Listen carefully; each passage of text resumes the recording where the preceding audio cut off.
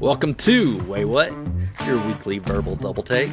This is a rabbit hole podcast where a couple of old guys do moderate to shallow dives into various topics, ranging from true crime, paranormal, sports, pop culture, or anything else that we find interesting. We drop episodes every Tuesday and on Fridays if we feel like it. You can follow us on Facebook, X, and TikTok. We appreciate you joining us. And now that we got all this self-promotion stuff out of the way, here we go. Hello, welcome to another episode of Waywut. My name is Darrell. I am the HHIC head host in charge today. Here I am with the guy that made one of our friends so mad that he spit on a TV screen after scoring on Tecmo Bowl. Jason. Yes. That was hilarious. Fuck! You know, it's like, what the? Did you just? I can't believe you didn't get mad at him for that. You were laughing harder than anybody else. I've learned that when you do play video games and you do spit on the screen, it makes you feel so good. I love my TV too much. I'd cleans rather punch something. Oh, not my spit. When you spit on it, you gotta wipe it off, and it just kind of cleans it. So, and then you kind of laugh at yourself for doing something so stupid. Yeah, no, I hold grudges. I seethe. I just spray all over the screen. Speaking of seething and losing, I'm going to do a sore loser rant. Oh. I have been accused of being a sore loser. No. Yeah, I know. I don't get it. Never. Of all the years that I've met you, have you been sore about losing? Yeah, I don't appreciate it because I'm not a sore loser. I am a passionate competitor. Very passionate. Yeah, which means I'm not okay with losing. I want to win. Yeah. I mean, are you supposed to have fun whenever you compete and play games? Yes, and I do. Is it more fun if everyone is trying to win? You're damn right. Is it more fun to win? Yes. Definitely. Yeah. So that means, with all that, that's basically a little math word problem I just did. It means the winner is more than likely having more fun than the loser. And that's what competition is. Mm-hmm. And I'm passionate about competition. I want to win. Yeah. I mean, if you win, you get a trophy or bragging rights or the ability to continue playing in things like a tournament situation. Mm-hmm. So losing is the failure to achieve those things. Losing can also cost you your job. Yeah. If I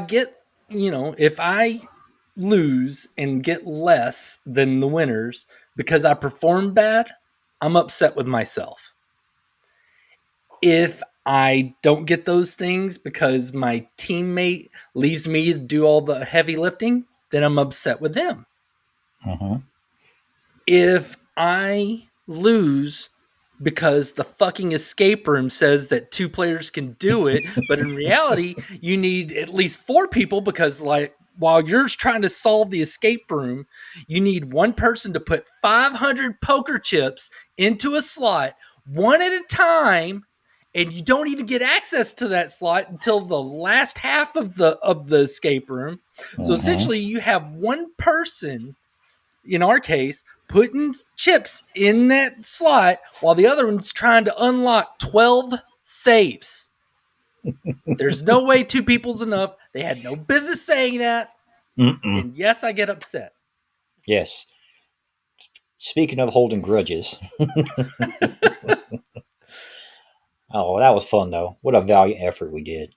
Yeah, but we got ripped off. There's no reason they should have let 2 people do that. It should not on the description for that escape room said 2 people. Fuck you. Well, you didn't tell them about the reason why you got ripped off, not just because of the not having enough. That one clue where they just didn't, where there was no way to know. I'm not even going to go into that.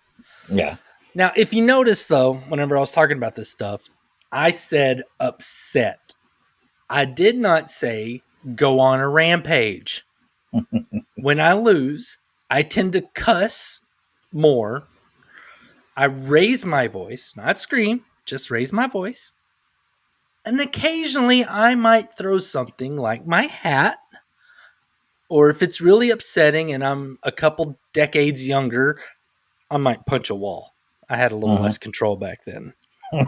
I still punch walls. That is expressing emotion and not bottling up. Like a healthy person. You Hmm. just store it all inside, it's going to make you sick. Absolutely. Now, a true sore loser would spit on the TV screen or throw something that's breakable or scream very personal insults at someone and destroy that relationship. They are not expressing emotion. They are destructive, abusive, and I'm neither of those things. I'm not. You're not abusive, no. No.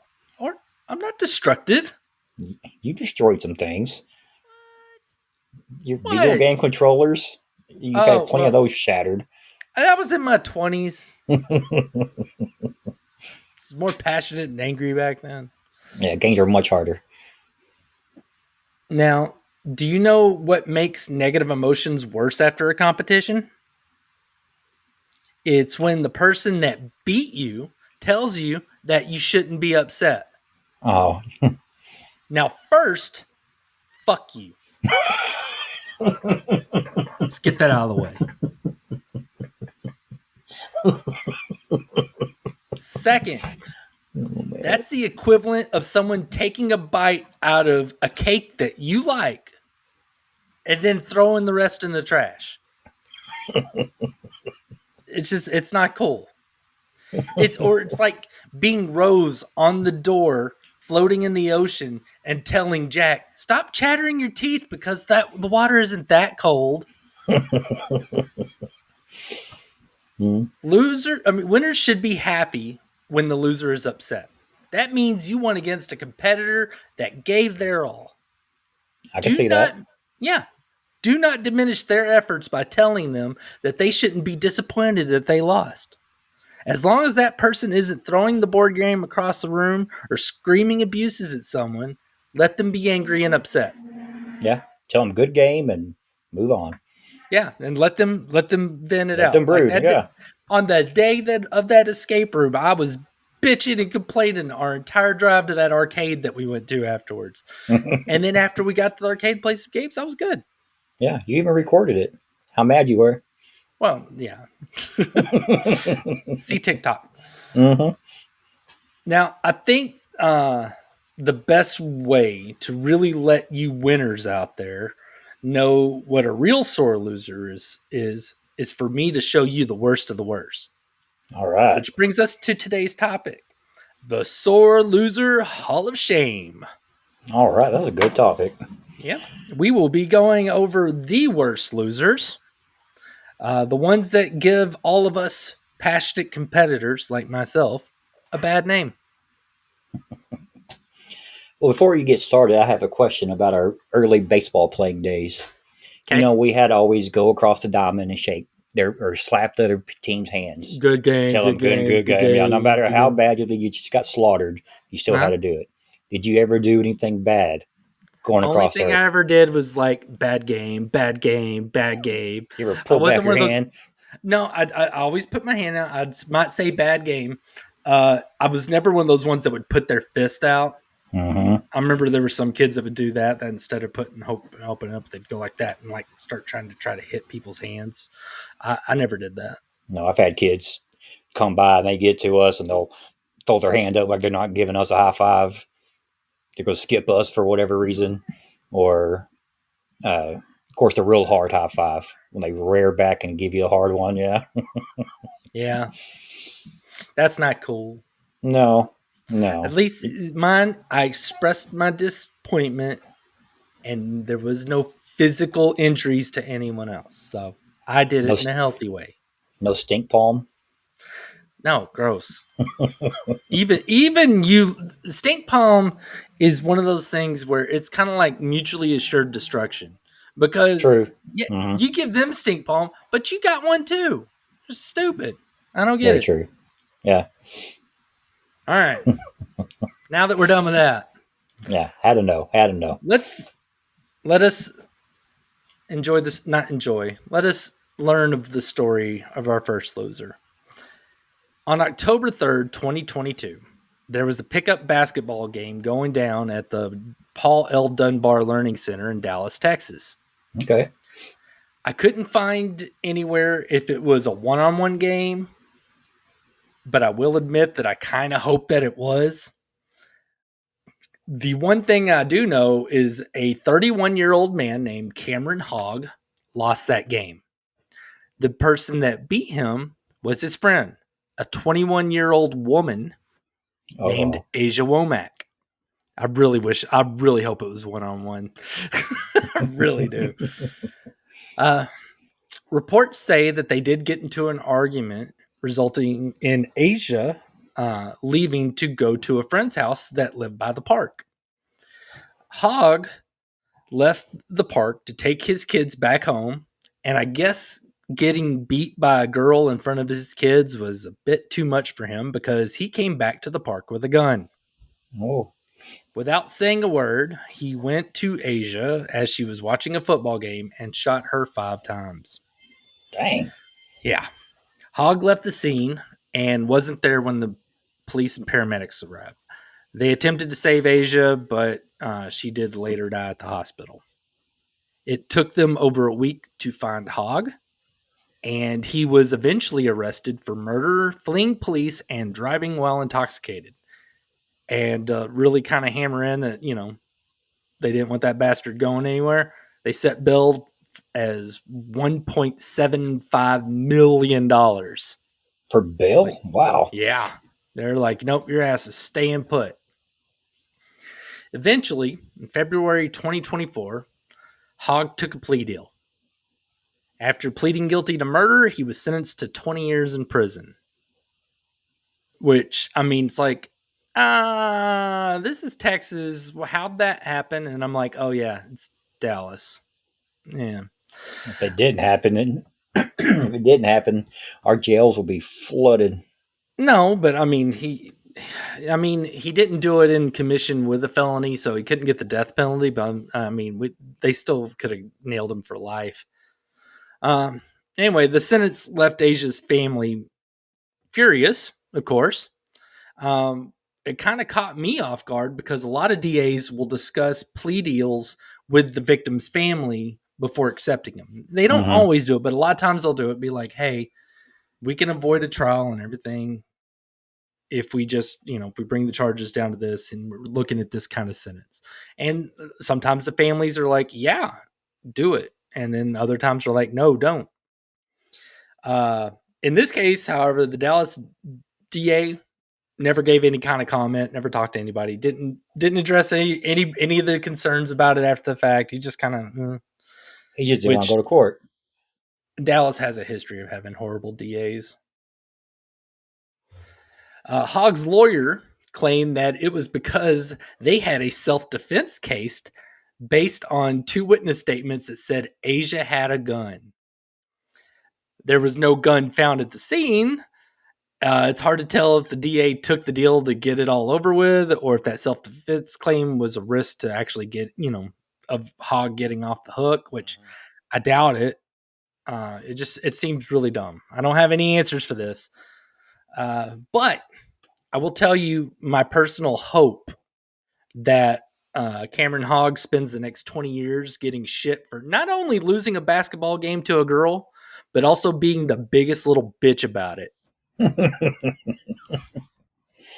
So, anybody listening in prison and you know that dude, Cameron Hogg shot a woman because she beat him in basketball. Do with that what you will. Wow. Now, before I get into this next, loser story, I wanted to tell everyone a story from my childhood. Oh yeah. It's 1986, and Nintendo is taking the world by storm with Super Mario Brothers. Hell yes. Super cute. What? I said, hell yes. A super cute 6-year-old Darrell, Squirrel. very cute, yeah, is playing Super Mario Brothers. While I'm playing against my cousin, and a bunch of our other cousins are watching.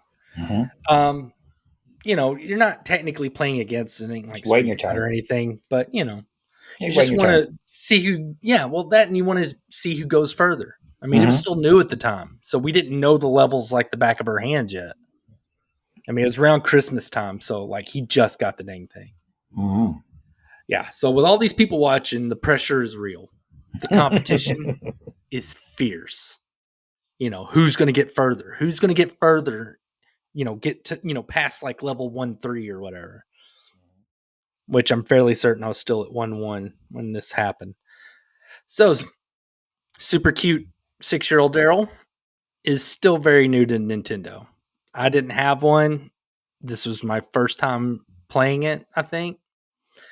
And on the very first level, I do a bad jump and Luigi falls down, one of the little Little holes. fall Yeah. spots.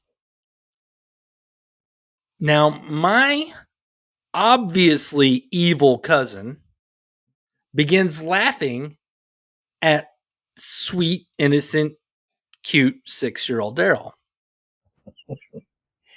This wounded my very immature pride, and I'll admit I was a sore loser. All right. In response to my cousin's laughs at my dumb Luigi death, I decided the Nintendo controller was a good enough blunt object to make my cousin stop laughing at me. Oh, So I hit him in the side of the head with the controller, I just remember right this there in the now. temple. Uh, Needlessly to say, no one saw my defense of he was laughing at me as a reasonable defense, and I ended up getting into a whole lot of trouble. Mm-hmm. I tell you this story because I was, although I was a very cute 6-year-old, I was also a very dumb 6-year-old because 6-year-olds are dumb. Kids that young are barely sentient and are always on the edge, like this close to just being a wild animal. Very That's how little feral. kids are. Mm-hmm. And always sticky. Which this will now lead us into our story, which takes place in Columbia, South Carolina in February of 2018. 17-year-old Cisco Neitner Jr. was playing video Wait, games what? with. What? Wait, what'd you say his middle name was? No, I didn't say his middle name. His name is Cisco Neitner Jr. Oh, I thought you said Nightmare. I'm like, No, what kind of Neitner. name is that? No, Neitner. Ain't Cody Rhodes? Okay, I'm sorry. Knightner. Neitner. Fine. He's playing video games with 3 other teenagers. Mm-hmm. According to Cisco's parents, Cisco and these 3 boys were very close friends that hung out every single day. However, on this night, something went wrong. After getting into an argument about the video game, one of those teens shot Cisco in the head. Damn. Yeah. 16 years old, you said? Sick. Yep. Unfortunately, that's all the information that I have on this case because they charged the killer as a juvenile. Had I, killed my cousin with my attempted controller bludgeoning when I was 6 years old, I could see that being handled in juvenile court. You Mm-hmm. know, You're and like 6. I've intended to kill him. I just wanted to hurt him really bad. You get pissed off at a video game and shoot someone when you're 16. That's a smidge too close to adulthood, in my opinion, to be handling that as a juvenile. True. You knew exactly what you were doing. However, the victim, Cisco, his father thoroughly disagrees with me and said that he did not want to see 2 families ruined. So he was on board with them trying him as a juvenile. He didn't want his life ruined. Oh, It's very that awfully nice of him. Yeah, it's very admirable But I'll be honest, I don't trust that kid to mature away from killing people when he gets pissed off. But not my call. Not my call. Um, What year did you say this was again? this one was wasn't that long ago. It was 2018, 2018. so not long ago. 16-year-olds. Can't even blame COVID. It's got to be Call of Duty. Call of Duty or Madden. One of the two games. Probably, or NBA Live or something. Mm-hmm. Uh, I did see that after all this, Cisco's family was setting up a nonprofit called Shine for Cisco. It was going to do like some scholarships and stuff, but I guess it didn't take off because I can't find anything on it now. Nothing about like, hey, here's what we've done, or donate here. No. So, in the end, this whole story is it's a damn shame. Um, but Very unfortunate. if Cisco's dad is right, and this 16-year-old idiot turned it around and became like a grown up that doesn't shoot people whenever he gets mad, then I guess that would be the one light that shines in this shitstorm. Let's hope. But then again, he was 16 carrying around a gun. Well, I don't know if he's carrying it. He might have just had access to it. So, no telling. All right. Well, we'll go on to the next one. On August 26, 2018, there was a Madden NFL 19 tournament at the GLHF Game Bar. GLHF stands for Good Luck, Have Fun. Now, let's just, foreshadow some irony right here for a moment.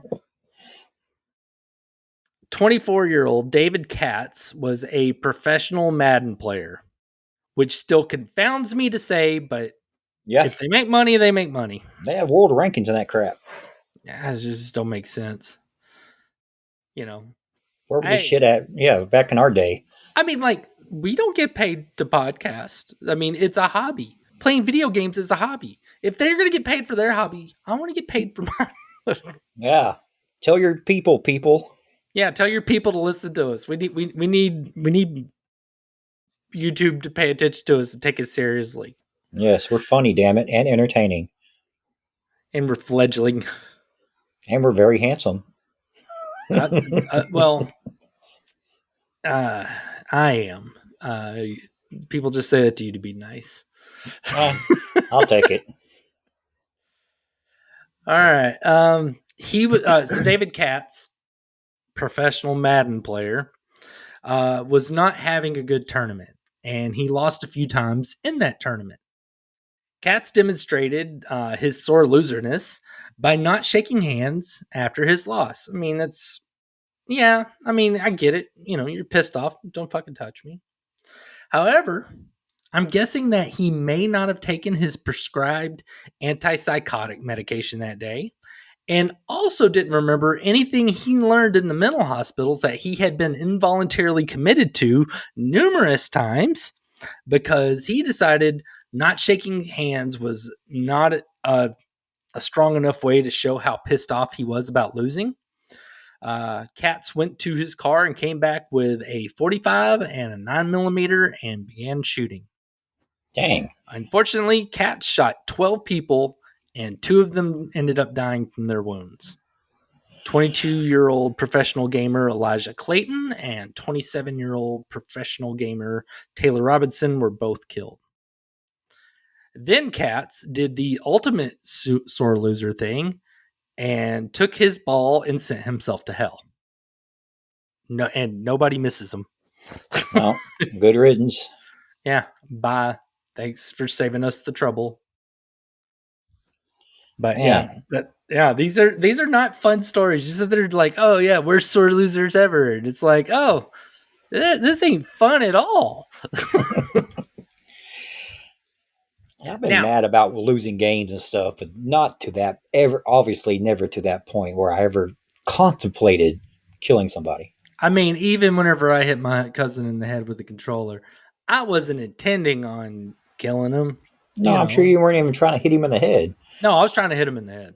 Oh. No, I took that sucker just like this. They were rectangular back Mm-hmm. then, and people on the video can see this, but I grabbed it just like this to where I had a chunk of it, and I just went wham and caught him right in the temple, and he just fell to the ground, started screaming, and then one of my older cousins went and told on me. Yeah, it was a whole thing. And they're like, if you'd have hit him any harder, you could have killed him. And I may have said good. I don't remember. It was a long time ago. Oh, it reminds me in second grade when you got in the argument with that one girl, and she Oh, told you one thing, and that you're like, was "Well, that was that was sixth grade. That was sixth sixth grade? grade. Okay." That was yeah. I was 12 back then when I the was trying girl to give you said some credit there for being younger. no. I was 12. She was like, I wish you wouldn't. I wish you didn't come to school today. And I was like, I wish you were dead. And she was very offended by that. Yeah, her mouth fell open. I can't believe you, he said that. but you won the argument. It did. It did finally shut her up. It did. That was Okay. great. Well, I'm pretty sure that we have some listeners that are thinking mature people that play sophisticated games and not video games would not be like that. Mm-mm. However, on January 12th, 2014, 39-year-old Tom O'Gorman and 43-year-old Saverio Bellante, he's Italiano, were playing chess at Tom's home in Dublin, Ireland. The Italian man Bellante moved his king, and the Irishman uh, referred to that move as stupid, perverse, and not a legitimate move. Bellante told Tom that he was a loser, not just because he lost the match, but because he was trying to change the rules. Tom disagreed. And so he called a mutual friend of theirs to determine who was right. Like, hey, Mm-hmm. you be the referee, tell us who's right here. However, that friend was busy and did not answer the phone. 3 hours after that call, Bellante called emergency services to tell them that he killed Tom because he didn't respect the rules. Well, The at least he admitted the murder, truth. Yeah. yeah, the murder would start out how you might think, you know, with an argument. Then, Bellante got too pissed off and he ended up hitting Tom in the head with a dumbbell. Oh. Now, despite the severity of the blow, Tom was still alive when he was stabbed by Bellante in his neck and chest. There were 3 stab wounds in his face and a neck wound that pierced his carotid artery and jugular vein. After that, Tom died very quickly. He bled Yeah. out. However, Bellante wasn't quite done yet. Oh my. There was a huge hole cut into Tom's chest, and it was found that part of one of his lungs and his heart were missing. Police later said they saw organ pieces on a plate and pan. Bellante admitted that he ate part of Tom's heart. He said he tried to cook it, but that was too crazy, so he ate it raw. I know my limits. It's like, oh no, you don't cook people. That's just weird. Yeah, that's just way crazy. Yeah. It's like, oh my gosh, I'm so stunned here. The guy that killed someone over a game of chess is crazy. I was sure When hoping the they were going to use one of the chess pieces as find it somewhere. gross. When the detective arrived at the scene, Bellante was very calm despite being covered in blood. He admitted that he thought the way to get rid of Tom's evil was to eat his heart. Bellante had been getting treated for psychosis for years whenever he lived in Italy. But after he moved to Ireland, his new doctors there decided to just lower his antipsychotic medication over the years and had just recently stopped giving him that medication altogether. This left Bellante believing he was God and on a special mission to stop evil in the world.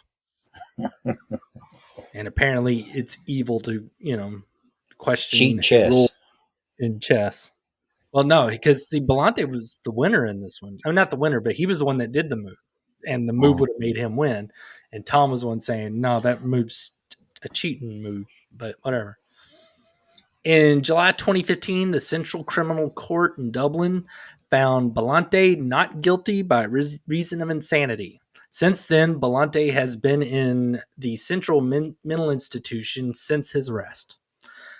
So that was in 2014, and the most recent article that I saw in 2022 that he was still in the mental institution. So 8 years, and they're still keeping him off the streets and hopefully medicated.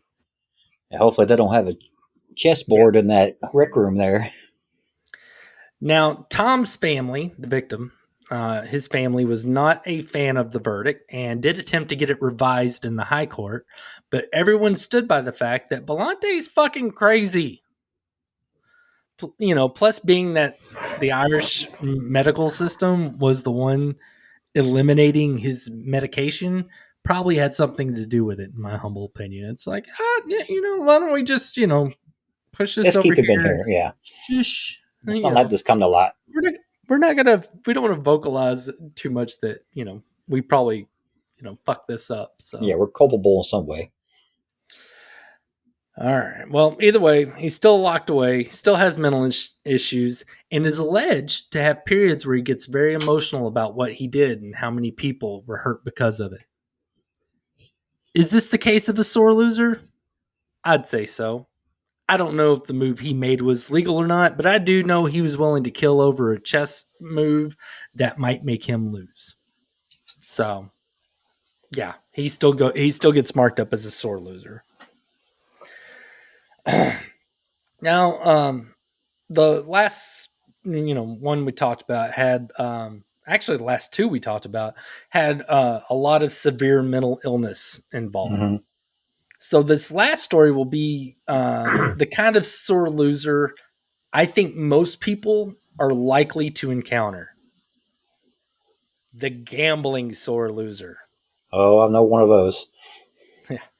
Well, I can empathize with it. I used to play a lot of poker, and sometimes the poker gods seem to tickle the taint of some people with them catching cards like crazy, while that Hmm. same poker god seemingly used my cards to wipe their ass before throwing them back into my face. You know, Yeah, there are times, yeah, there are it times when I happens. play, yeah, there are times when I play slot machines and I get irritated if it, doesn't make losing my money fun. If it does like some fun stuff like blinky blinkies and little wins here and there, some back and forth, I'll get a little bit Yeah. back and then it takes a little bit more. It's fun. But if I just push a button and watch the money count its way down to zero, that's not fun. And I get irritated. Hmm. As you That should. be, oh, of course. Yes, rightfully so. I'm not going to say I don't deserve to get irritated. There's a difference That between a machine paying off a little bit and you sitting on it for 20 minutes and or nothing, 2 minutes. Yeah. just dead Big difference. spins. Yeah. Yeah. Big difference. Now, with that being said, any money I gamble with, I consider it already spent. Uh-huh. So where I might get irritated at my bad luck, it's my bad luck. So there's no reason to take my irritation out on other players, like in poker or, the machines, if you're a slot machine. I can't stand it when people like hit the slot machines or, at a poker game where they start cussing at other players for the way that they played. Dealer. Yeah, it drives me nuts. I mean, and I'm sure that most of the time the reason that, those people are getting pissed is because they are gambling with money that they couldn't afford to lose. Very true. Yeah. So Darrell's gambling tip of the day. If you go gambling, you consider the money spent and gone. Otherwise, you're not going to have any fun. Yep. You taught me that a long time ago. Don't pull out what you don't feel comfortable losing. Yep, you got to consider it already gone. All right. Well, emotions in gambling can get a lot worse if it's a bet between friends. Something a little less formal than a casino. Mhm. Someone could get pissed if they win and the other doesn't pay up, or the other loses and gets pissed because they have to pay up. Well, this brings us to Eddie Robertson. Eddie was a 31-year-old man from Newark, New Jersey, and an avid San Francisco 49ers fan. Super Bowl 47 was the Niners against the Baltimore Ravens. He made a bet with a good friend of his, 38-year-old Talif Crowley, and he bet $700 that the 49ers would win. In the fourth quarter, San Francisco had the ball inside the 10. It was 4th and goal with a minute 50 left in the game. The quarterback, Colin Kaepernick, drops back for a pass. The 49ers receiver, Michael Crabtree, runs a route to the end zone against the Ravens defensive back, Jimmy Smith. Crabtree and Smith were both being super physical with each other in the route. Kaepernick throws the ball to Crabtree, but Crabtree couldn't reach the ball, and it makes it an incomplete pass, and now the Ravens' ball.